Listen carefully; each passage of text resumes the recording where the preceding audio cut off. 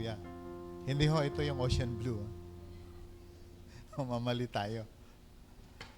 So, mamaya, after the service, lahat po ng mga tatay, magpaiwan ho muna kayo at may pag-uusapan lang tayo. Yung special number po natin. Kakain tayo ng manok. Alright. I think yung mga wow ay meron din yata kayong meeting mamaya after the service. Okay. So, YP, meron din? Yung mga YP daw, meron din ko kayong pag-uusap. So now, let's go to the Word of God. Are you all excited? For how many weeks na po tayo nag-uusap at pinag-aaralan po natin ang Book of Ephesians. So I hope na lahat po tayo nakakasunod at maging ang lahat ng nanonood online. Again, welcome to the Sunday service. Kami po ay natutuwa na may mga kapatiran po tayo. They are very faithful of attending ang atin pong online service. And kami po ay nagpapaabot ng mainit na pagbati sa inyo kahit malayo po kayo. Yung iba po ay nasa ibang bansa pa. And may the Lord continue to touch you. Hindi ho nalilimitahan ang presence ng Panginoon with distance or time dahil ang Panginoon, He is everywhere. So I believe the very word na tinatanggap po namin dito, the same word, the same rema, ang tinatanggap din po ninyo kahit saan kayo naroroon. And the same blessing, the same favor and grace ang ipagkakalob ng Panginoon sa atin as we continue to receive His words. So today, let's open our Bibles in the book of Ephesians and let's start reading from verse 1 hanggang sa verse 4. Ephesians chapter 6, verses 1 up to verse 4. Alright, sabi po dito, children, obey your parents in the Lord, for this is right. Can we read it aloud? Verse 1. Children, obey your parents in the Lord, for this is right. Yan ho ang sabi ng Bible. Verse 2. Honor your father and mother, which is the first commandment with promise. Verse 3. That it may be well with you and you may live long on the earth. And you, fathers, do not provoke your children to wrath, but bring them up in the training and admonition of the Lord. Purihin na Panginoon sa pagkakabasa po ng kanyang buhay na salita. Tayo po manalangin, Lord, bless your word and bless every heart that will receive your word, O God. Give us a listening ear and give us an obedient heart na ang lahat nga po ng marinig namin, matanggap po namin, magawa namin. For Lord, we believe and we declare, we're not only hearers of the word, but we must be doers of your word. And God, as we receive your word today, bless us.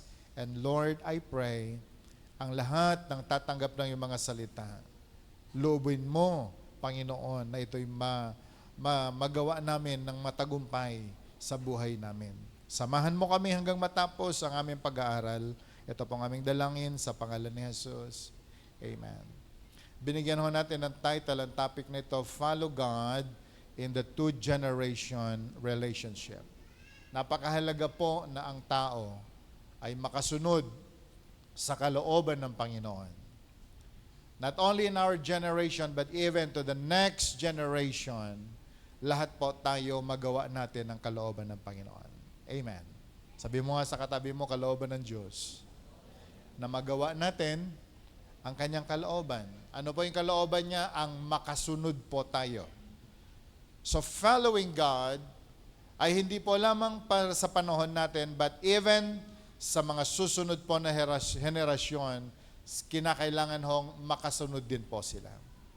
So in this topic, mga minamahal, at sa lahat po na nanonood online, this is the biblical dynamic of family relationship. Si Paul, nung siya po ay nasa Ephesus, nung siya ho ay nasa loob ng kulungan at sumulat po siya sa mga taga-Ephesus, siya ho ay hindi lamang nagturo tungkol sa pagmamahal sa Diyos, kundi si Paul din ho ay nagturo tungkol sa kung paano mabuhay ang mga Kristiyano bilang isang pamilya.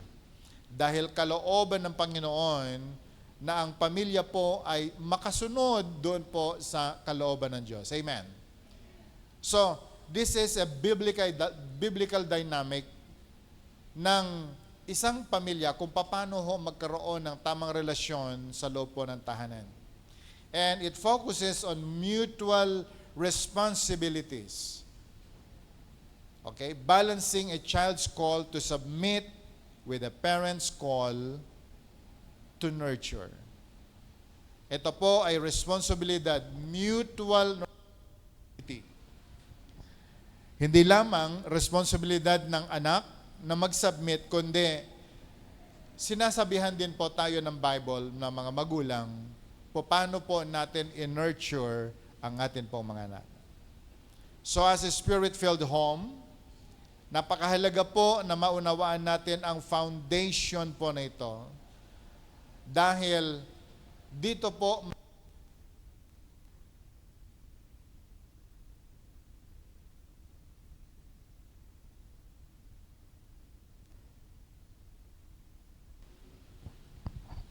okay? Dahil mag-umpisa po ang isang matagumpay na church sa isang matagumpay na family. Again, gusto ko pong sabihin, mag-uumpisa ang tagumpay ng church, ang tagumpay ng bayan, sa isang matagumpay na Kristiyanong pamilya. Maliwanag po ba? Inuulit ko po, ang tagumpay ng simbahan ay nakadepende sa tagumpay ng isang Kristiyanong pamilya. And politically speaking, ang tagumpay ng isang bayan ay nakadepende sa tagumpay ng isang Kristiyanong pamilya. Kaya napakahalaga po na maunawaan natin ngayon. Mga anak, makinig ho tayong mabuti. At mga magulang din, maunawaan natin yung role po natin as Christian parents sa atin pong mga anak. Because it is our role, parents, na tayo ho ay makapagtayo ng mga tunay na mga Kristyanong anak kapag naintindihan po natin ang role natin bilang isang Kristyanong mga magulang. Naintindihan po ba natin? Can I hear amen? Okay.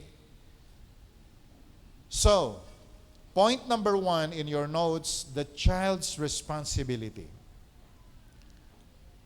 Ano po ba ang responsibilidad ng mga anak? Ang sabi po sa chapter 6, verse 1 and verse 2, "Children, obey your parents in the Lord, for this is right." Sumunod sa mga magulang, sabi po sa mga anak, sapagkat ito po ay tama. Sabihin nga po natin, tama. Ang pagsunod sa magulang kailanman ay hindi po naging mali. Sinasabi po ng Biblia, ang pagsunod sa mga magulang, ito ay tama. Verse 2, honor your father and mother, which is the first commandment with a promise, ang sabi po ng Bible. Ito po ay kautusan na sinasabi po ng Biblia sa Exodus, the first commandment with a promise. So gusto ko pong aralin nating mabuti dahil lahat naman yata ng mga magulang, bago po tayo naging mga magulang, naging anak po tayo. Amen? Di naman ho tayo lumabas sa kawayan, katulad ng kwento. Okay? Lahat po tayo ay naging mga anak. So kinakailangang maunawaan natin kung ano po yung biblical principles na itinuturo po ng Biblia sa atin bilang anak. Dahil ako po ay naniniwala na kung tayo po ay naging mabuting anak, magiging matinong magulang din po tayo. Tama po ba? Dahil kung ano daw po tinanim, yun ang kanyang aanihin. So, makinig po tayong lahat. Though magulang na tayo ngayon, naging anak din po tayo. So, kinakailangang maunawaan natin yung sinasabi po ng Biblia, ang kanya pong kautusan tungkol po sa mga anak. So the commandment na sinasabi po ng Bible, the responsibility of every child is to obey their parents. So we're talking about obedience. Okay? Maliwanag sa sikat ng araw na sinasabi, ang bawat anak, every child, all children, you obey your parents. And this is actionable obedience. Ito po yung obedience na dapat ginagawa. Can I hear amen? Meron po kasi yung nag-o-obey sa isip lang. Pero iba po yung ito ay ginagawa mo. Meron kang aksyon na ginagawa dahil ito po yung pagsunod. Ano ho yung ibig sabihin ng actionable obedience? If you're writing, gusto ko pong isulat po ninyo, doing what is asked. Yung ginagawa mo, yung pinagagawa sa'yo, yan po ang tinatawag nating actionable obedience. Doing what is asked, willingly and promptly. Yung paggawa ng taos sa puso at ginagawa mo ito agad-agad. Naunawa natin? Hello? Meron pong kausap? Meron po kasing yung pag-obey na, bawa, may mga magulang inutusan ng mga anak, teka muna, tapusin ko lang to. Yung bang parang ikamamatay nila na i-pause yung kanilang nilalaro para sumunod sa inuutos ng kanyang mga magulang. So it takes 30 minutes for them, yung nanay na maghintay para sumunod yung anak. Pero pag kinwestiyon mo yung anak, bakit ganon? Ang sabi ng anak, ginawa ko naman Pero, na high blood na muna yung nag-utos bago ka sumunod. Maliwanag pa ba yung pinag-uusapan natin? Na-stress muna yung nanay at yung tatay na nag-utos sa'yo bago mo ginawa. At pwede po ba natin isulat? In your notes, kung kayo po ay nagsusulat, ilagay nyo nga po dyan, delayed obedience is still disobedience. Parang tawag mo lang din sa Panginoon. Yung tinawag ka ng Panginoon, pero hindi mo ginawa agad. Na-delay. I'm telling you, you still disobeyed God. And then you will question God, Lord, nasaan yung blessing? Kaya nung nag-pray ka ng sapatos, yung usong-uso, after 2 years pa nagkaroon ka ng sapatos na ganun, laos na yung sapatos bago dumating. Alam mo kung bakit? Kasi ganyan ka din sumunod sa Panginoon. Ganyan din ho tayo sa mga magulang, mga kapatid, mga anak na nandito po ngayon. God is commanding us, the Bible very, very clear na nagsasabi, children, obey your parents. At yung obedience po na pinag-uusapan natin, actionable obedience. Doing what is asked. Gawin mo kung ano ang pinagagawa. Maliwanag po ba? Huwag mong gagawin yung hindi pinagagawa sa'yo. Kung ano yung pinagagawa sa'yo, yon ang dapat mong gawin. At paano mo gawin? Do it willingly. Yung pinaghugas ka ng plato, gawin mo nang maluwag sa kalooban mo. Hindi yung bagsak lahat ng mga plato kapag ka nilagay mo na dun sa truck, na tipi-tipingan ton dahil sa pagdadabog mo. Bihira naman yatang batang masaya na naghuhugas ng plato, hindi po ba? Mga nanay, pwede ko ba makita kamay ng mga nanay? May mga anak po ba kayong nautusan tuwang-tuwa na maghuhugas ng plato? Meron na ba?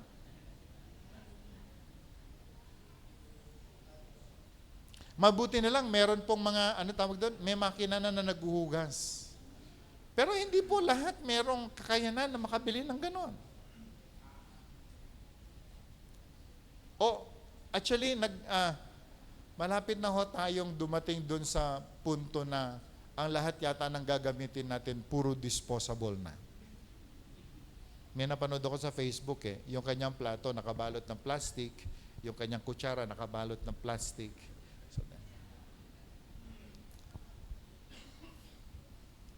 Okay. Willingly, sabihin nga po natin willingly.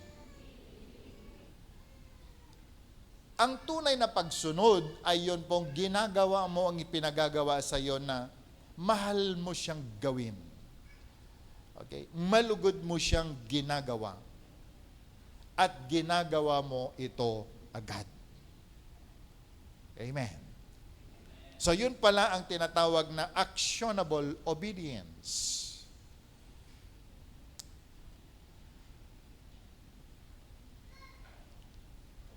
Mapalad ho tayo, mga kapatid, usapang hugasan ng plato.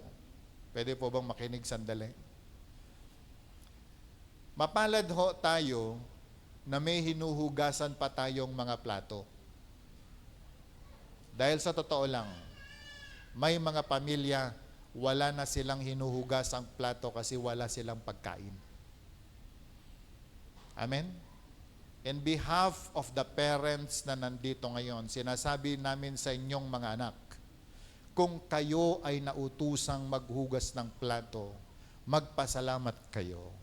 Dahil may mga magulang na naghahanap buhay para meron pong mailatag na pagkain sa hapagkainan, mailagay doon po sa pinagtatampuhan nating mga platong hinuhugasan, magpasalamat kayo. Dahil meron pa po tayong platong hinuhugasan. Can I hear amen? Can I hear amen? Mga anak, kaya huwag niyong ipagtampo. Huwag namang 1 kilo ang mga bibig natin kapag tayo naghuhugas ng plato. Sapagkat magpasalamat tayo, meron pang nagpapakain sa atin. Can I hear amen? Kaya may mga magulang, sa totoo lang, bumili ng 6 na set ng plato sapagkat nakita po nila yung ugali ng ilang mga anak. Ayaw maghugas. Inubos lahat muna laman ng kabinet na plato bago maghugas.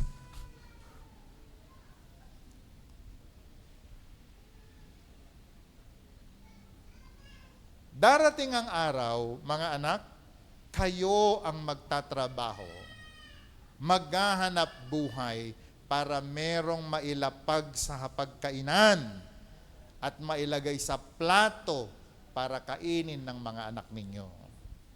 Harinawa, yung mga magiging anak natin, kilalanin yung ating pagpapagal. Kapatid, napakahalaga po na maunawaan natin.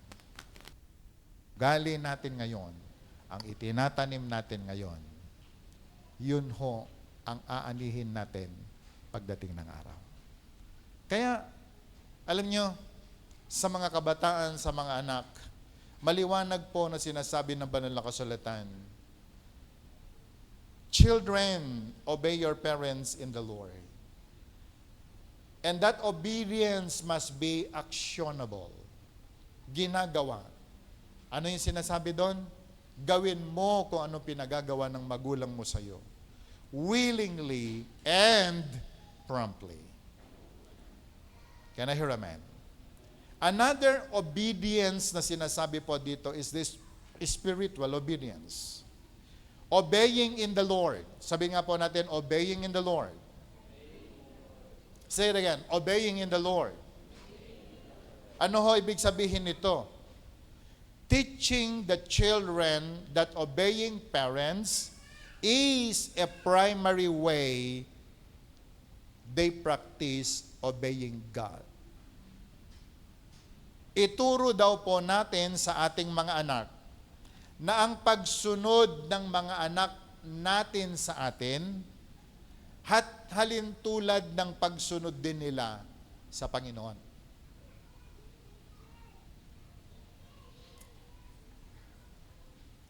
Kapag sumunod ang mga anak natin sa atin, ibig sabihin yan, kaya nilang sumunod sa Panginoon. Naintindihan natin? Can I hear amen? Can I hear amen? Dahil parang ang hirap paniwalaan ng isang tao, ay sumusunod ako sa Panginoon. Pero sa nanay mo, tatay mo, hindi ka naman sumusunod.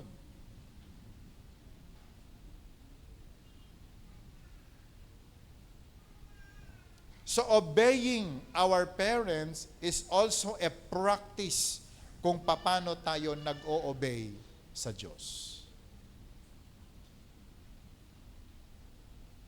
Pagharap natin sa langit, tatanungin ka ng Panginoon, sumunod ka ba sa akin, anak? Siyempre, titingnan mo yung nagtatanong sa langit isang araw. At sasabihin mo, opo, ngingiti yung nagtatanong sa iyo sa langit. Dahil sasabihin niya sa iyo, anak, bakit hindi ka naging masunurin sa mga magulang mo?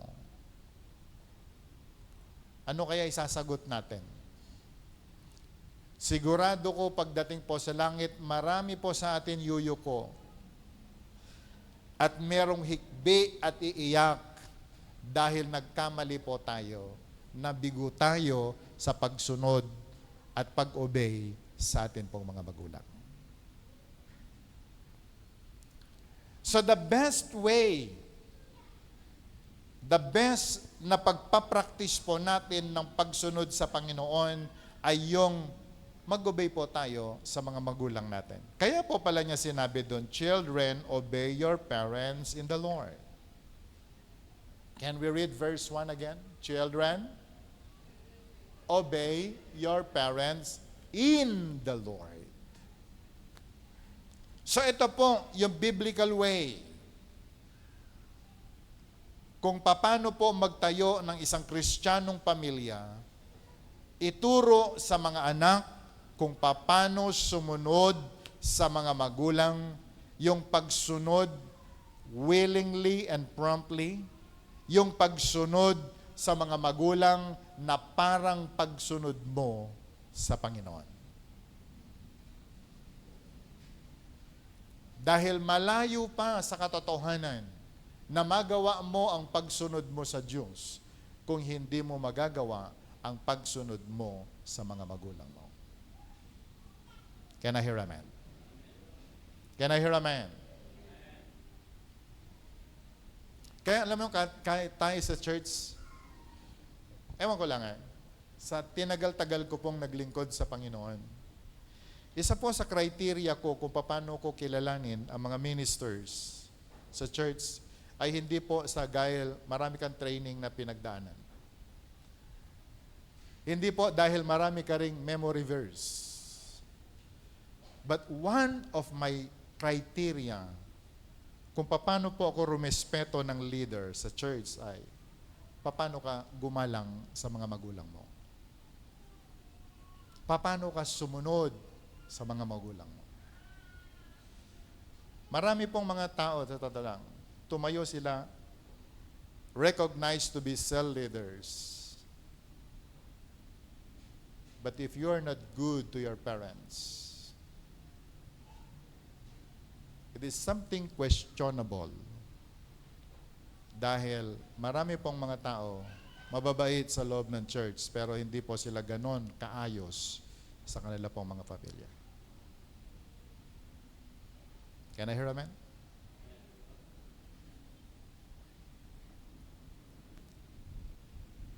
Pero hindi po tayo pare-pareho. But as a pastor of the church, ay lagi po ito ang aking panuntunan kung paano po tayo kumikilala ng isang manggagawa. Dahil ilang beses ko pong nagawa, yun pong makipagtalo sa mga magulang. Katulad po madalas kong kwento. Meron pong kaming kasama sa church, very good sa evangelism. Babae po siya. Very good pagdating po sa ministry. Hindi mo siya mauunahan. Sarado pa ang simbahan, nandun na siya. Pero one time, umiiyak, nagsabi sa akin, Pastor, pag-pray niyo ako kasi persecuted ako sa bahay. Yung tatay po niya kasi, hindi pa uso tricycle sa Tuguegarao nung araw, kalesa. Yung tatay niya, kutsero. Okay.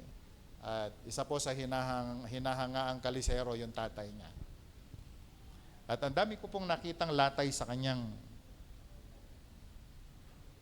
sa binti hanggang sa kanyang likod.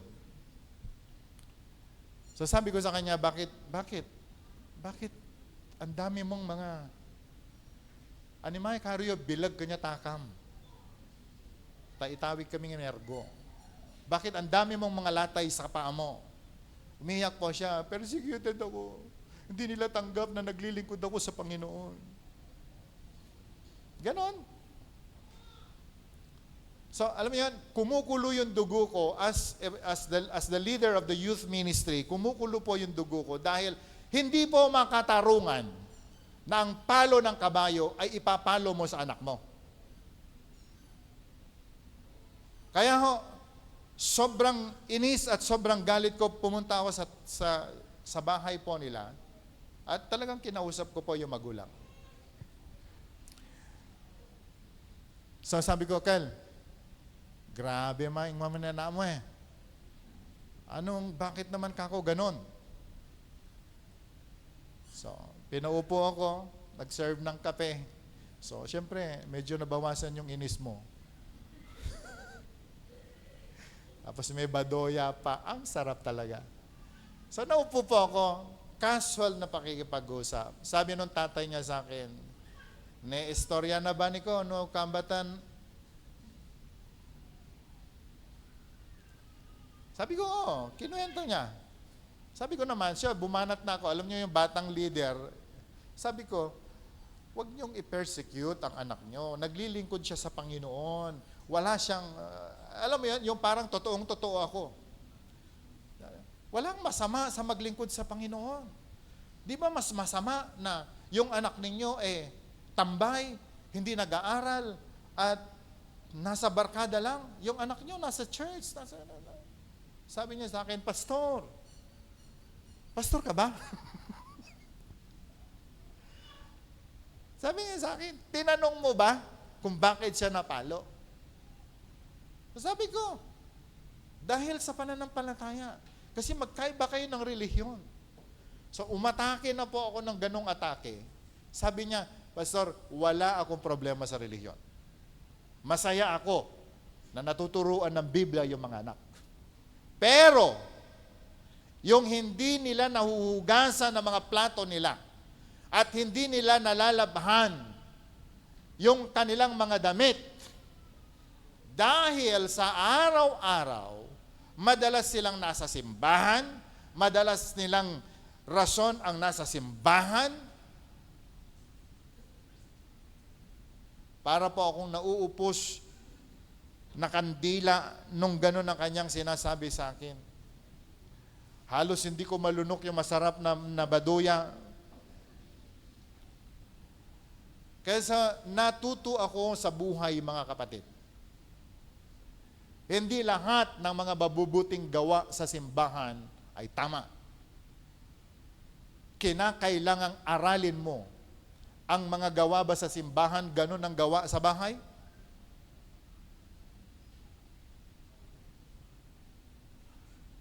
Dahil ang simbahan, linggo-linggo lang po tayo nagkikita-kita.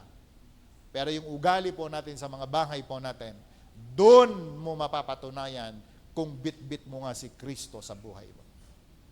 So kinausap ko po yung aming minister. Kilala ni Pastor Oscar yan. Dahil pagdating sa evangelism, grabe po yan. Pag nakita niya may nakatambay sa waiting shed, pupuntahan niya. Sasabihan, ligtas na ba kayo? So, ang dami po niyang reward sa amin nung araw. Pero alam niyo, doon ako nagkamali. Itinaga ko sa bato ngayon. Habang tumutugtog si Gordy, madalas tinitingnan ko siya. Gaano ba siya kaayos sa bahay nila? Yung lahat ng sumasayaw dito, natutuwa ako sa mga steps ninyo. Pero hindi nyo ba alam? Tinatansya ko din Yung sayaw nyo ba dito ay papasa sa mga ugali ninyo, sa mga magulang ninyo? Sabi mo nga sa katabi mo, ganun pala yon.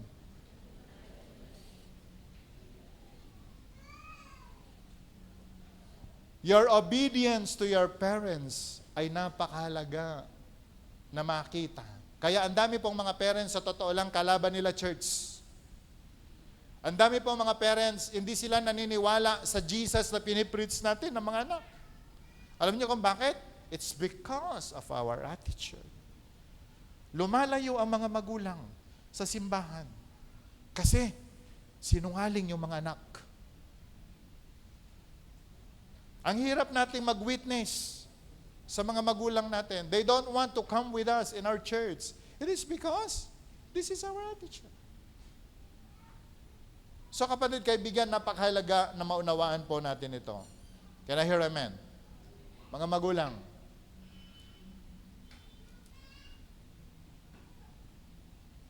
So the command is to obey your parents. Children, obey your parents in the Lord.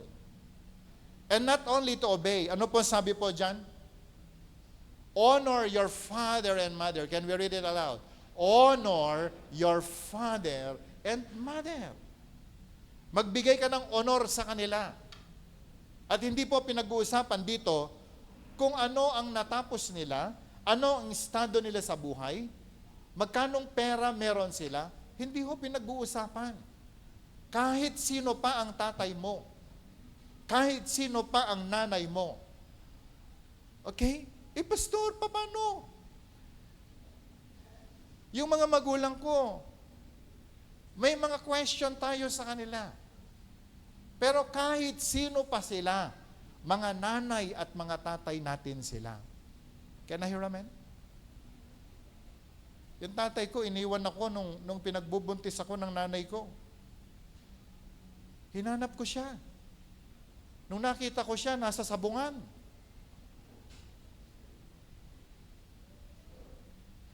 At madalas niyayayam niya po ako kung saan-saan kami pumupunta. Wala akong nakita magandang halimbawa sa kanya. Ang bahay niya nagagamit 24 hours nung siya po'y buhay. Iba-ibang, sabi ko, ang daming table dito sa bahay mo ah.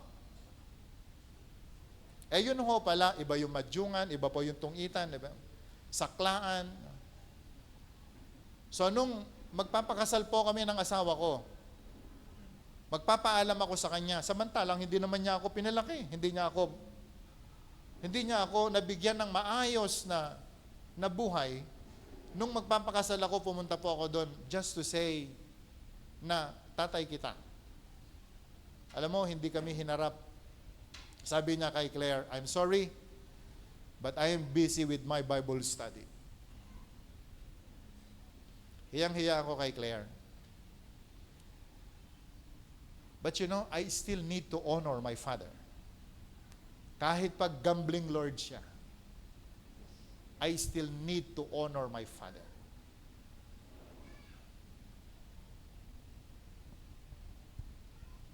Alam niyo kung bakit? The Bible says so. Can I hear amen? Can I hear amen? Yung nanay ko, hindi rin siya ganun kaayos, sa totoo lang. Kung kasamaan lang ang pag-uusapan, ang dami din po naming pinagdaanan. But I still need to honor my mother.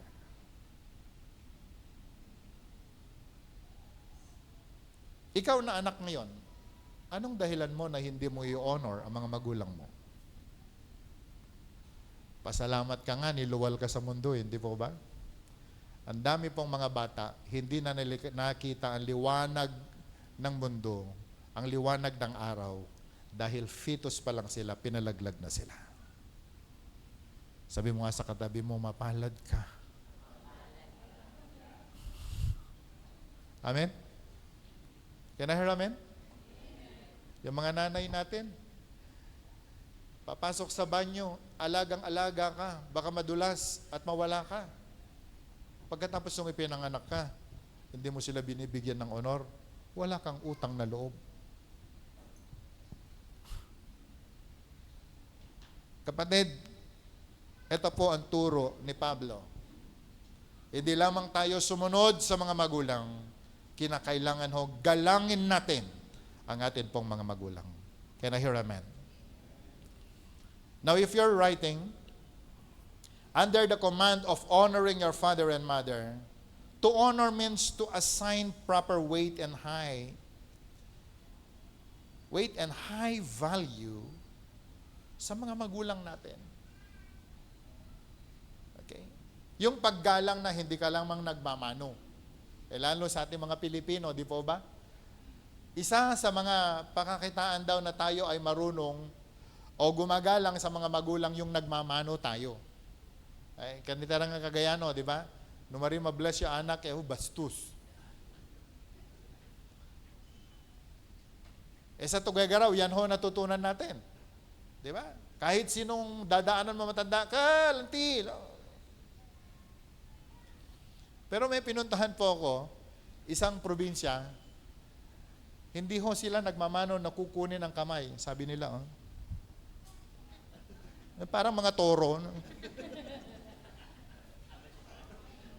Sabi ko, anong klaseng... Lumipas ang panahon, ang mga bata po ngayon, hindi na po kinukuha. Nung unang araw, yung parang toro na gano'n, medyo karespeto pa pala. Ngayon, hindi na. Pag dumating sa bahay, parang politiko. Tayo po mga magulang, wala tayong magawa. Kasi anong tawag dyan? Nagbabago ang panahon. Nagbabago ang ugali. Di ba? Kasi, ang kausap natin ng mga araw, mga Pilipinong mga bata. Ngayon, mga Koreano na mga anak natin. Diba? Pag nakita na sa natin sila, sa daan, imbes na yayakapin ka, hindi sabi, opa. Something shocking, pero ulitin ko mga magulang, mga anak, makinig ho tayong mabuti. Kay Koreano ka o kahit na sino ka, bumalik po tayo sa sinasabi ng Biblia. Naintindihan po ba natin? Pilipino ka o feeling Koreano ka, wala akong pakialam. Bumalik po tayo kung ano sinasabi ng Biblia dahil ito po ang ating katotohanan na buhay hanggang sa langit kung ano ang pagsunod natin sa Biblia, yun na totoo. So paggalang, hindi ka lamang susunod sa mga magulang mo. Ang sabi po ng Biblia, gumalang ka. Honor your father and your mother. Ito po yung mabigat at mataas na paggalang at pagpapahalaga sa mga magulang. Pahalagahan mo magulang mo. Kung meron kang unang dapat pahalagahan na tao sa buhay mo, mga magulang mo. Can I hear amen? Can I hear amen? Hindi barkada. Hindi girlfriend. Kung meron kang dapat mabigyan ng mabigat at mataas na paggalang at pagpapahalaga, mga magulang mo.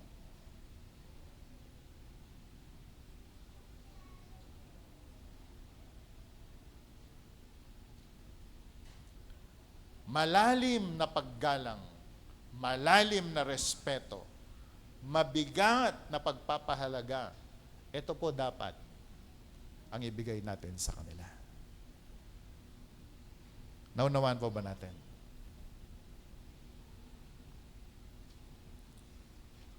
Now, point 2 in your notes, nilagay ko po dyan, the child's reward. Nung sinabi ng Panginoon, sumunod ka sa mga magulang mo, galangin mo sila, kautusan, na ang sarap po na gawin sapagkat meron pong kaakibat na pangako. Ano po yung pangako niya? That it may go well with you and that you may enjoy long life on the earth. When you honor your father and mother and you listen and you obey to your parents, meron pong pangako ang Panginoon. It may go well with you. Sabihin nga po natin, that it may go well with you. That's number 1. Number 2, and that you may enjoy long life on earth. So there are two benefits ng sinasabi po na reward kapag ang isang anak ay sumunod sa Panginoon. Ano yon? Number one, sinasabi po niya, it may go well with you. Ano po ang ibig sabihin nito? It relates to the quality of life. Learning submission protects children from poor life choices. Kapag tayo po ay marunong gumalang sa mga magulang natin, ang sabi po ng Biblia, the reward ay, lahat daw po ng bagay ay magiging maayos para sa atin. Excited po ba tayo? Lahat ay magiging okay sa'yo. Anong ibig sabihin nun? The quality of life. Okay. Yung quality po ng buhay natin, mag-iiba. Nalalayo ka sa magulong buhay. Malalayo ka sa mabibigat na mga pasanin sa buhay. Reward mo yan dahil ikaw ay masunurin sa mga magulang mo. Nire-respeto mo ang mga magulang mo. Amen? Can I hear amen? Di ba tayo ng mga magulang, tayo ng mga taga-Cagayan? Pag may sinasabi tayo sa mga anak natin at hindi sila sumusunod sa atin, merong lumalabas sa bibig natin. Hindi yung God bless you eh. Ano yung sinasabi na itape mo pempel mo na tarot? Nasabi na po ba natin yan? Na kapag ka hindi ka sumunod sa mga magulang mo, meron silang sinasabi, pagdating ng panahon, ikurot mo yan sa singit mo. At ano nangyayari? Totoo nga. Nagaganap. Nangyayari. Pag may problema sila, babalik sila sa mga magulang. At sasabihin natin, anong unang sasabihin natin ng mga magulang? Maddanang. Di ba? Maddanang. Pero kapag ka umiyak ng iyak yung anak mo, wala kang gagawin, yayakapin mo pa rin sila at sasabihin, mahal ka namin. Maging sino ka man. Tama?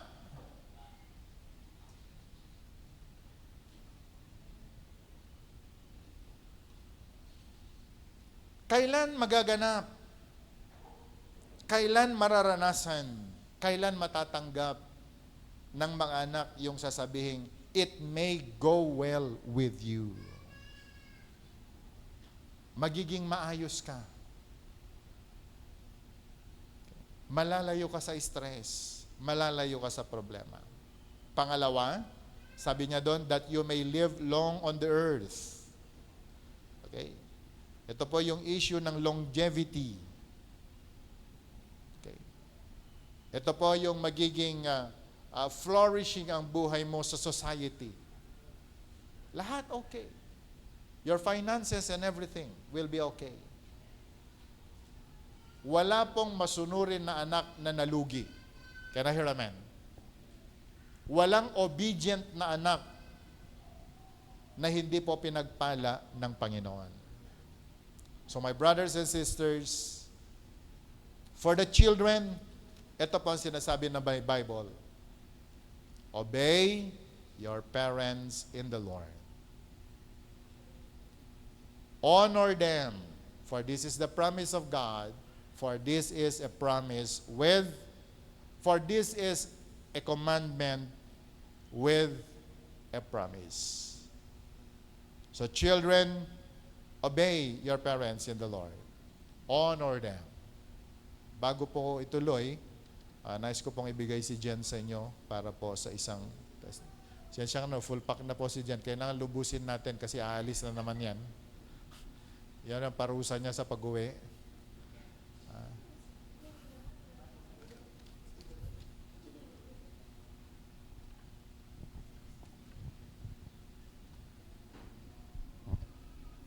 Ayan, so good morning po ulit. Ayan. Okay, so I'm here to testify how God changed my heart taught me and enabled me to honor my parents. So karamihan po sa inyo ay aware po na ako po ay isang product ng broken family. I came to meet my biological father when I was already in my 4th year college. And so I grew up with my mother and my stepfather. And being raised in such a family was never easy. Hindi po siya naging madali, especially na yung family ko rin po ay financially, I can say it that before ay sobrang hirap po talaga ng buhay. And so I struggled so much in respecting and honoring my parents, especially when I came to know Jesus Christ as my personal Lord and Savior. So parang ironic siya. Kasi nung nakilala ko ang Panginoon, dun ako mas nag-struggle na i-honor yung mga magulang ko. Because that time, I despised them and I was too self-righteous. So lagi kong sinasabi sa sarili ko na bakit ganun yung nanay ko? Parang umaga pa lang, nasa kapitbahay na siya, nakikimarites. Tapos yung tatay ko, masyado siyang demanding and all. And during that time, yung stepfather ko kasi ay nagiinom pa po siya. But ngayon, hindi naman na siya nagiinom. So yun po yung naging response ko sa kanila before na alam mo yun, pinapersecute ko talaga sila. Though hindi ko sinasabi, pero sa utak ko, sa puso ko, ay ganun yung ano ko sa kanila. So, I focus sa mga kakulangan nila, sa mga ginagawa nilang sa tingin ko ay hindi tama. Kasi nga, naituturo na sa church. To the point that I even asked God na bakit sila yung naging magulang ko? Bakit sila yung binigay mong magulang sa akin? Na kung pwede lang sana na magpalit ng mga magulang. So, ganun po ka-low yung buhay ko that time. So, honoring your parents. So, the first time that this teaching ay talagang nag-impact po sa akin was during the time na inaaral po natin ang Heartified Commandments. So, nabanggit po kanina that this is the 5th commandment. And ito po yung first commandment with a promise. And during that time, I struggled so much in honoring my parents to the extent na parang, alam mo yun, I reached to the point na parang tinanggap ko na lang na, okay, mamamatay ako ng maaga. Kasi parang hirap akong, I really struggle. Kasi diba yung promise ay, you will have, when we obey our parents, learn to honor our parents, ang promise niya is, mabubuhay tayo ng maaga. So parang that time, napunta ako sa point na parang, okay, tanggap ko na mamamatay ako ng maaga kasi nag-i-struggle talaga ako in honoring my parents. But by the grace of God and His great love, sa akin ay hindi po nag-give up ang Panginoon. Instead, He continually molded me, equipped and enabled me through the church, through His words, through the Holy Spirit, and sa guidance din po nila Pastor Dan and Ate Claire. It was through their unconditional love na unti-unti ko rin pong natutunan na magbigay din ng ganoong klase ng pagmamahal sa aking mga magulang. I was healed from my bitterness and hurts in the past from my parents, and God made me realize and see that they are also trying, pero hindi rin nila alam kung paano kasi sila man din po ay hindi rin sila naka-receive ng ganong klase ng pagmamahal. And also, God made me realize that I cannot change them the way I want it to be. And it's only God who can change them. Kaya naman po ang prayer ko lagi ay makilala nila si Lord sa mga buhay po nila and that they can see God in my life. So, totoo po yung sinabi ni Pastor kanina na malaking bagay po talaga yung nakikita nila yung nabuhay si Lord sa mga buhay po natin. So, I learned to understand more si Mama kasi dati parang iba po yung tanggap po niya sa mga bagay-bagay. Parang lahat na lang kahit parang yung intention ko naman is positive pero parang yung tanggap niya ay negative against sa kanya, parang ganon. So, feeling ko, laging bad news yung dala niya, wala man lang good news. Or kung may good news man, di niya sinasabi sa akin kasi yung bad news lang yung sinasabi niya. Parang ganon. So, yon. But now, ay mas naging malawak po ang aking pangunawa sa kanya. I learned to pray more for her. So, very important po talaga yon. And for my family, and I also learned to consider yung mga needs po nila sa bahay, yung comfort nila. Kaya naman unti-unti ay, alam mo yun, nire-reveal din kasi ni Lord kung ano yung mga pangangailangan nila sa bahay. So, unti-unti na, nandun yung desire ko na mas mapabuti yung well-being ng mga magulang ko. Kaya naman, nag-i-invest ako sa mga appliances para may magamit sila. Though minsan, parang nasasayangan yung nanay kong gamitin. Kasi parang may time na bumili ako dati ng rice cooker, tas ayaw niyang gamitin kasi nasasayangan siya sa kuryente. So parang sabi ko, netong last lang parang kasi gusto ko, pag marami kasi silang huli ng fish, hindi po nila na i-ref. So, nag-desire ako na mabigyan yung nanay ko ng mas malaking ref. And parang, alam ko na dati na yun yung isasagot niya na, anong ilalagay ko? Parang, mahal yung kuryente, sabi. Tapos sabi ko, kaya ko nga in-increase yung allowance ninyo monthly para meron kayong pambayad na ng kuryente. So parang, alam mo yun, mas nilawakan ni Lord yung pangunawa ko. Kasi kung dati yon talagang aawayin ko siya. Nag-aaway talaga kami, nagka-clash talaga kami. But I really thank God for, alam mo yun, na tinuturuan po ako ng Panginoon kung paano din po i-deal yung nanay ko. And sa akin naman pong biological father, actually sa stepfather ko naman, ngayon ay okay na po kami kasi dati nagiinom siya so hindi ko rin siya maano.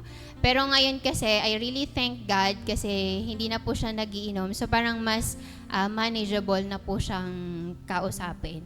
Ayan. And doon naman po sa aking pong biological father, I learned to love him kahit honestly ay nahihirapan po ako up until now. So, yun nga po yung sabi din ni Pastor na yung healing kasi is hindi naman siya one time, big time, but it's actually a process. So, last February of this year lang, na-hospital si tatay. Yung issue sa kanya is, yung initial na findings is meron siyang problem sa heart and then yung kanyang pulmonya. So, I traveled from Laguna to Pangasinan para makita siya and nagmantay ako sa ospital for how many days. So, nung time na yon, I really thank God kasi God, for His healing, hinil po niya si tatay and here comes yung time na syempre lalabas na siya. So, magbabayad na kami ng bill. Yung hospital kasi ni tatay ay, yung pinagdadalan sa kanya ay, it's a private hospital. So, alam naman natin na malaki talaga yung bill. And parang yung ilang days niya sa hospital, parang inabot siya ng almost 70,000 yung initial na computation. Tapos, nung kinaltas po yung mga PhilHealth and yung sa senior niya, parang pumatak siya ng almost 34,000. So, malaki pa rin po siya kasi si tatay wala naman siyang ganun kalaking pera. So, dito po sa sitwasyon na to, parang nung sinabi niya sa akin na gawan mo ng paraan, sabi ko, sa isip ko, bakit ako? Parang ganun. So, parang dun po pinarealize sa akin ni Lord na hindi pa pala totally na-heal yung hurts ko, yung bitterness ko kay tatay. Parang nag-flashback yung mga panahon na hirap ako sa pag-aaral, na sobrang tipid ko, tas ni piso hindi niya ako nabigyan, parang ganon. And here comes the time na nasa ospital, parang gawan mo ng paraan. Parang sabi ko, bakit ako? Wala nga ako tinanggap sa'yo. Parang, pero sa utak ko lang po yon. Hindi ko naman sinabi sa kanya. Diba? Parang alam mo yon. And I really thank God kasi syempre, to cut the story short, para mabuo namin yung 34, so ginamit ko yung credit card ko, nagbigay din naman sila ate, so nakauwi po kami, na-discharge po siya. And nung pabalik na ako ng Laguna, nung nasa bus ako, I was really crying. So, wala akong pakialam dun sa katabi ko. Kasi bus po yun sa may katabi ako. Umiiyak talaga ako kay Lord. Kasi sabi ko, bakit ganun si tatay? Parang wala nga ako natanggap sa kanya na ni piso. Tapos parang nagde-demand siya na ako yung bigyan ko siya. Parang, alam mo yun, parang feeling ko, ang kapal namang mukha ni tatay. Parang, Ganun talaga yung ano ko noon. And kachat ko si pastor and sabi niya sa akin na I understand yung feeling mo and yung sabi niya nga po na yung healing process really takes time but it's still a matter of choosing the tree of life. And God also reminded me dun po sa one of the preachings ni pastor na sabi po niya doon, hindi mahirap kung alam mong yun yung gusto ni Lord na ipagawa sa'yo. And so my prayer to God during that time was, i-enable niya ako. Kasi kung sa akin lang po na in my own strength, hindi ko talaga siya kaya. But sabi ko, Lord, may you fill me with your spirit and enable me na even despite yung kay tatay is that I'm still able to honor him and to love him unconditionally. And so today, I stand here as someone na still on process ng Panginoon. But I know and I learned that I must honor and respect my parents regardless of who they are because I'm doing it for God and not for man. And nakita ko rin po doon yung blessing, yung reward of obeying my parents or rewarding my parents na alam mo yun kapag meron ako binibigay sa kanila sa bahay, mas iba yung joy na nare-receive ko pag nakikita ko yung joy nila. So I really praise God and I know na lahat po ng mga blessings na natatanggap ko and even yung mga future pa na blessings na ibibigay ng Panginoon is that one of the reasons is that naturuan po ako ng Panginoon and patuloy na tinuturuan how to honor and to love my parents unconditionally. So yun lamang po and to God be all the glory.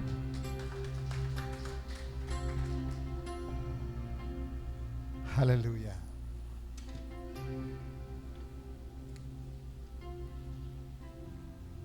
Marami pong istorya. Si Jen. Parang ang sakit, ano? Nung nagkakasakit si Jen, nasan ka, tatay? Nung nag-aaral siya, walang-wala siyang pera, kinakailangan niya maghugas ng plato sa mga karinderya sa CSU para lamang may makain ng lunch. Yung istorya po ni Jen, na kinakailangan niyang hatiin yun pong noodles para ma-extend. Samantalang may mga magulang na dapat sanang umako sa responsibilidad. Pero wala tayong magawa eh. Magulang natin sila. So sabi ko kay Jen, do not be tired of doing good. Mas magandang umunawa kaysa yung lagi ang tayo ang inuunawa. Can I hear amen?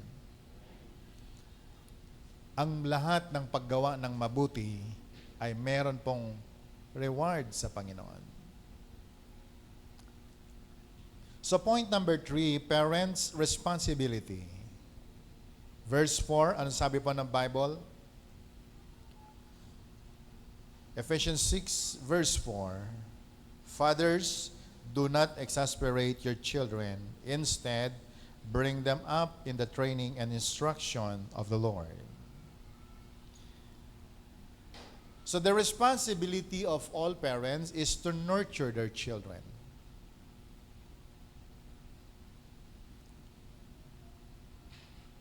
Sa verse 4 ay meron pong ilang mga bagay na gusto ko pong makita natin bilang mga parents. The warning for us is do not exasperate or do not provoke your children into wrath or do not provoke your children into anger. Huwag ho natin gagalitin ang mga anak natin. Okay. Ano ho ang ibig sabihin nito? Avoid parenting through harshness, favoritism, unreasonable demands, or constant criticism. which breeds bitterness. Yun ho ang ibig sabihin nun ng do not exasperate your children. Okay? Huwag mong gagalitin yung mga anak mo. Kailan ho natin nagagalit yung mga anak natin? Kapag daw po ang mga magulang ay masyadong harsh sa kanilang mga anak, alam niyo yung harsh? Yung inaabuso po natin sila. Yung gigisingin mo sila, ang panggising mo ay hanger. Diba? You know the harshness. O kaya, yung mga magulang na meron pong favorite na mga anak.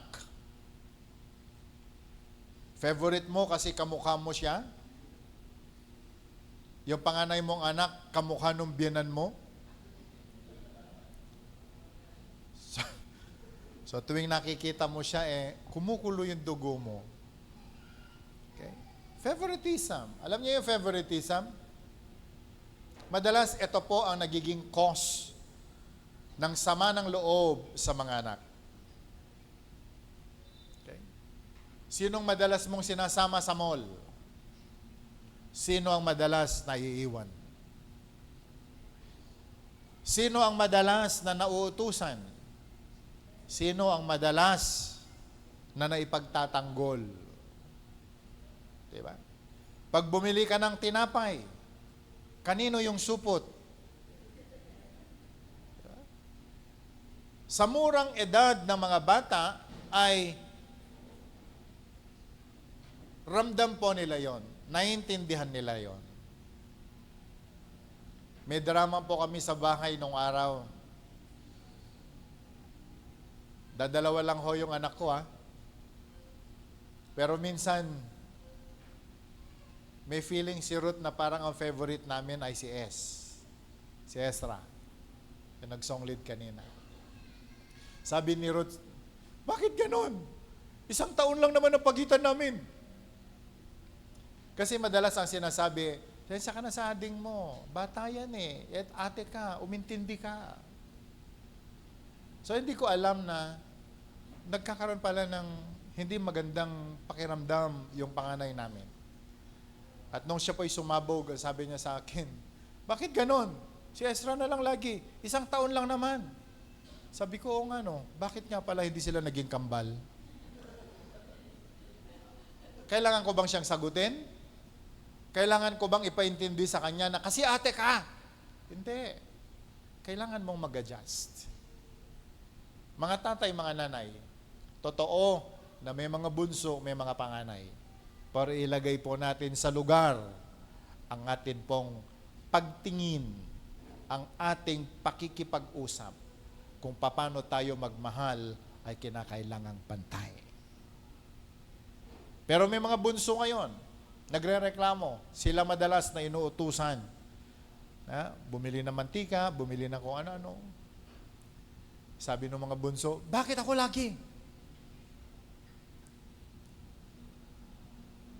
Pero paano ba tayo, mga magulang, paano po tayo sa mga anak natin? Diba? Favoritism, unreasonable demands, Jen.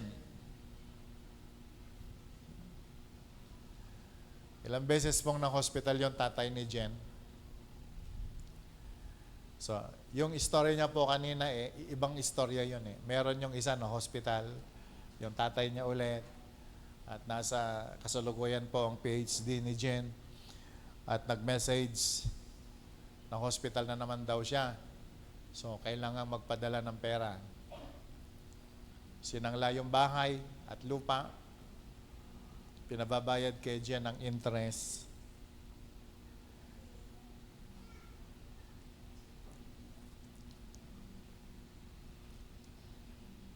Kung ikaw ang anak, gagawin mo?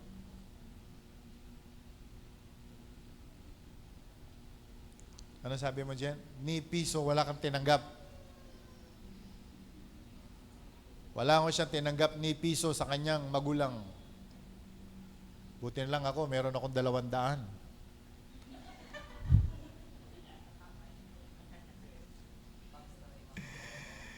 Alala ko yung tatay ko eh.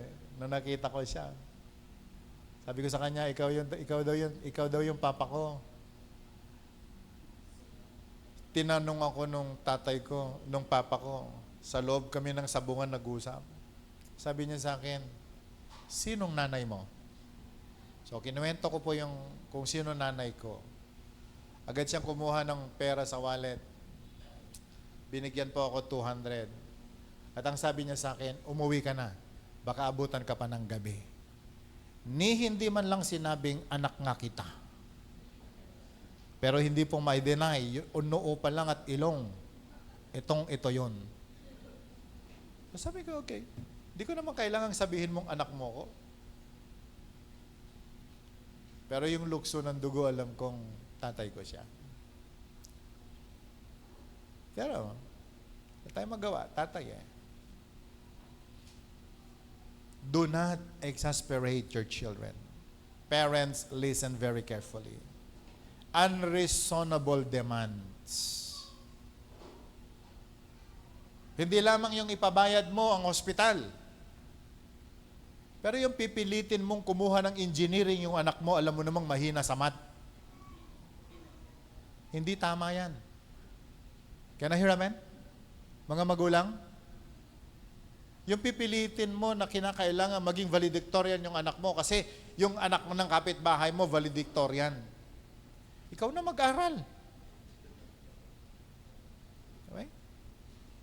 Yung halos mapraning-praning yung mga anak natin, huwag nating pilitin sila sa bagay na yan. Kaya sabi ng mga anak ko, sabi ni Ezra sa akin nung araw, o buti nga may grade ako, yung iba wala eh. So nung sinabihan po ako nung ganun ni Ezra, kasi kinwestiyon ko yung kanyang grade, mababa. Sabi niya sa akin, okay na yan. Buti nga meron eh. Yung iba wala. Sabi ko, okay to ah. Believe ako sa anak ko na yan. Relax. So ngayon yung bunso ko, si Nem, pagka pe-pressure ko siyang mag-aral ka mabuti, ganito. So, bumabalik sa tenga ko yung sagot ni Ezra sa akin nung araw. Sabi niya, oh, okay na yan. So it's okay. Amen.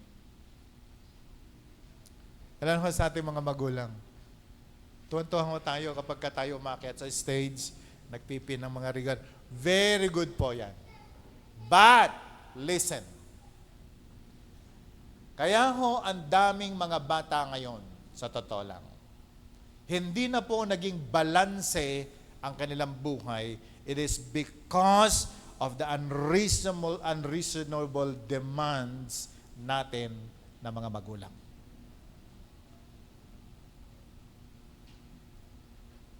May demands tayo sa kanila, maglakad kayo. Eh, nung panahon namin, naglalakad kami.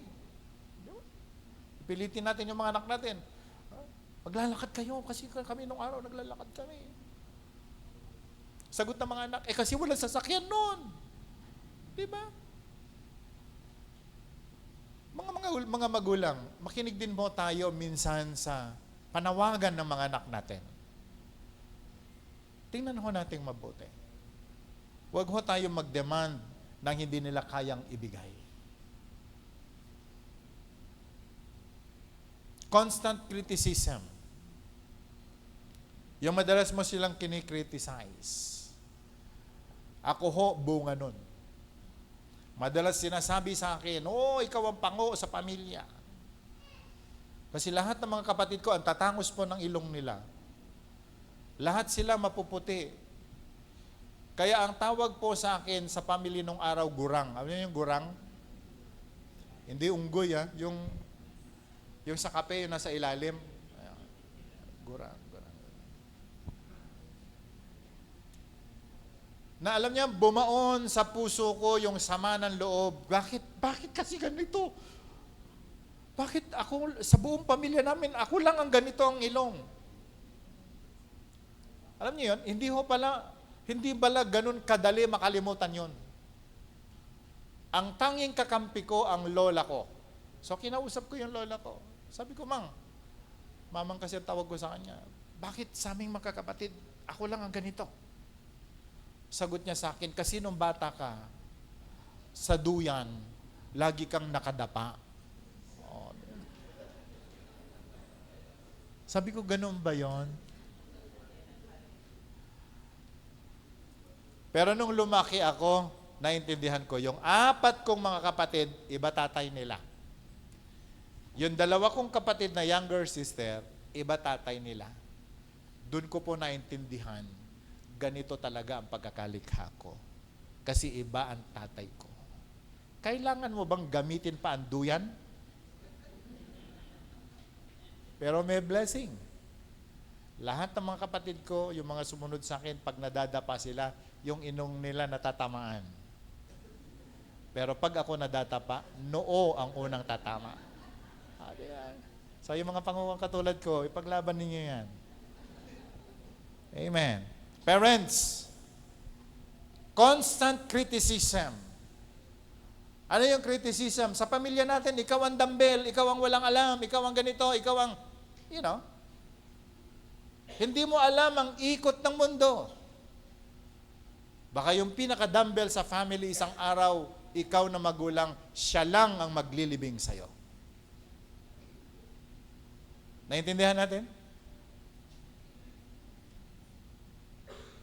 Yung sa palagay po natin ay pinakamahina sa family, hindi tapos ang panahon.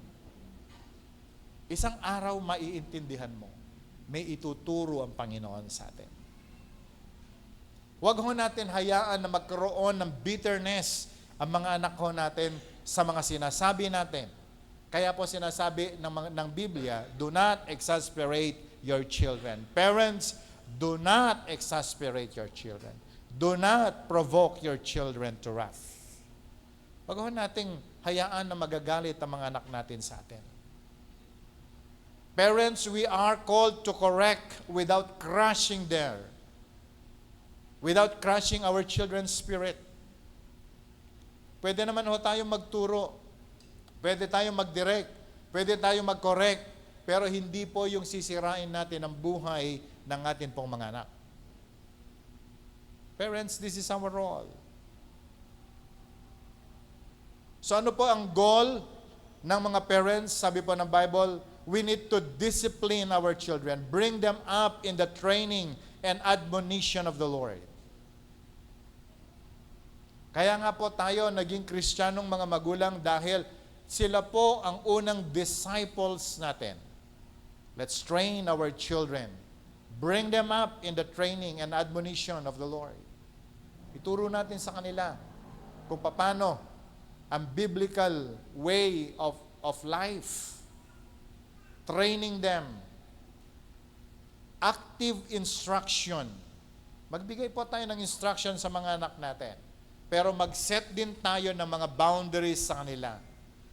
Maglagay din po tayo ng mga guiding behaviors toward maturity. Bantayan natin paano sila nagmamature. Okay? Yan ho ang sinasabi ng Bible about training our children. Admonition. We need to speak not only to their mind but even to their hearts. Kausapin natin ang mga anak natin, hindi lamang sa isip nila, kundi maging sa puso po nila. Counseling them with biblical truth. And you know, my brothers and sisters, magagampanan po natin ang tungkulin natin bilang mga magulang. So today, my brothers and sisters, I hope na naintindihan po natin, ito pong itinuturo po ni Paul, kung paano nga po tayo magtatag ng isang Kristiyanong pamilya. The role of the children and our role as parents. My brothers and sisters, kapag nagawa po natin ito, tatatag ang ating church, tatatag po ang komunidad na kinalalagyan po natin. Can I hear amen? Can I hear amen? So I hope after listening the word today, hindi po lamang natin narinig, but let's all be doers of the word, because I believe as we continue na sumunod sa lahat ng natututunan po natin, God will surely bless us. Can I hear amen? Hallelujah. Shall we all rise at tayo po'y manalangin? Oh, we bless you, Lord. God, I have delivered your word today. Holy Spirit, mula pa kanina narinig mo, Panginoon, ang mga kapahayagan na amin pong narinig na nais mo, Panginoon, na matanggap namin. Mula pa kanina, Panginoon, nakikita mo even the very situation of our hearts. For the parents, Lord, ikaw ang tumawag sa amin na maging mga magulang. Ikaw ang naglagay sa amin, Panginoon, sa posisyon para maging mga tatay at maging nanay ng aming mga anak. Lord, we believe ikaw ang pumili sa amin para maging haligi at ilaw ng aming mga tahanan. Ikaw din ang dahilan, Panginoon, kung bakit kami nagkaroon ng mga anak, nagkaroon kami ng mga supling. For children are a heritage coming from you. Ikaw ang naglagay sa mga anak namin, Panginoon, upang amin po silang pangunahan. You have given us the responsibility so that, Lord, we will become parents to these children. Thank you, dear God, for the calling.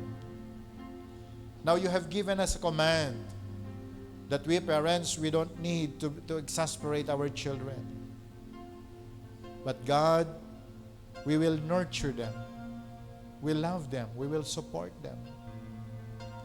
Thank you, Lord, for giving us the opportunity na maging extension, Panginoon, ng grace mo, ng favor mo sa amin pong mga anak.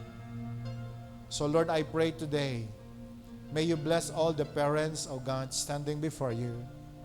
Even to the parents, Lord, listening online, may you bless them. And I pray, Lord, may you give us the power, even your Holy Spirit, that as we perform our role as parents, magawa namin, Panginoon, ang aming mga tungkulin. Sa aming kahinaan, Lord, I pray, give us your power and your strength.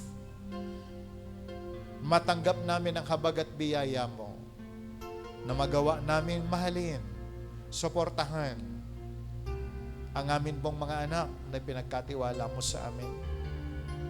Kung kami man ay nagkamali, kung kami man, Panginoon, nakagawa ng mga pagkukulang sa aming mga anak, patawarin mo kami, dakilang Diyos.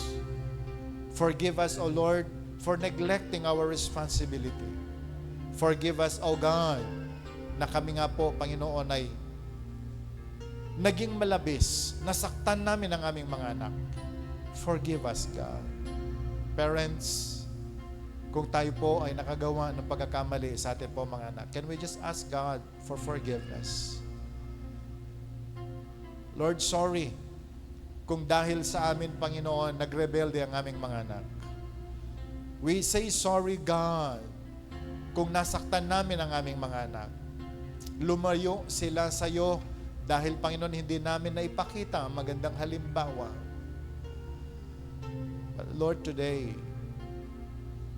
give us your Spirit. Ibalik mo kami, Panginoon, sa pagkakatawag bilang mga matinong mga magulang sa aming mga anak. At kami, Panginoon, ay nangangakot na nananampalataya. Sa habag at biyaya mo, magagampanan namin ito. Salamat, Ama. And Lord, I pray for all the parents, may you bless them. Bless all the works of their hands, that they may come, O Lord God, in your very presence to receive that anointing. The anointing, Lord, na magawa namin ang lahat ng aming mga tungkulin sa aming mga anak. And Lord, to the children, may you bless them now. I pray, hilumin mo, Panginoon, ang mga nasaktan na ng mga puso at damdamin. Kung kami man ay naging malabis na mga magulang sa kanila, Lord, we also say sorry to our children sa mga pagkakamali namin, sa pagkakaroon namin, Panginoon, ng mga grudge against them. Lord, forgive us. And now we speak blessing for the children. For the children, Lord, I pray, bless every child na nandito ngayon. Give them, O God, a listening ear and obedient heart. That as they receive your word, Lord, may you bless them and give them, O Lord, hallelujah, your very favor and your grace, that as they listen and obey to their parents, bless them, promote them. Bigyan mo sila, Panginoon, ng maayos na buhay, long and extended life.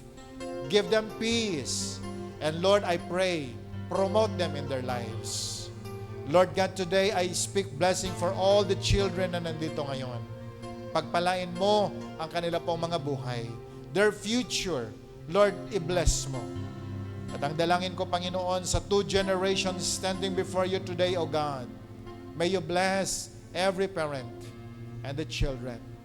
And Lord, I pray for the fullness of your blessing and favor to flow upon every family. Lord, maraming salamat.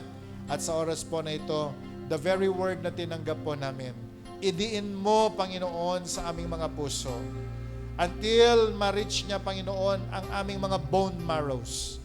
That, O God, we, your chosen people, we, your church, will rise up, Panginoon, at magbigay po ng magandang halimbawa na isang mapagpalang pamilya, mapagpalang tahanan. At alam ko, Panginoon, habang ginagawa namin ito, your name will be glorified. So today, in the name of Jesus, I pray, bless every family now. Heal them. Open the floodgates of heaven. Supply their needs in the name of Jesus. At sa amin pong paglabas sa lugar po na ito, dalangin ko, bitbit namin ang lahat ng mga pagpapala na pinagkaloob mo na, Panginoon, mula sa langit. Salamat sa iyo namin ibinabalik ang lahat ng papuri, lahat ng pasasalamat. Sa pangalan ni Jesus, lahat po'y magsabi ng Amen. Now, before we go, pwede po tayong gumawa ng isang act. All children, I want you to go to your parents and honor them. And for the parents, can you give blessing for your children now before we go? Do it now. God bless you and see you next meeting. Sa lahat po ng mga tatay, pwede mo ba mag-meeting tayo ng sandali?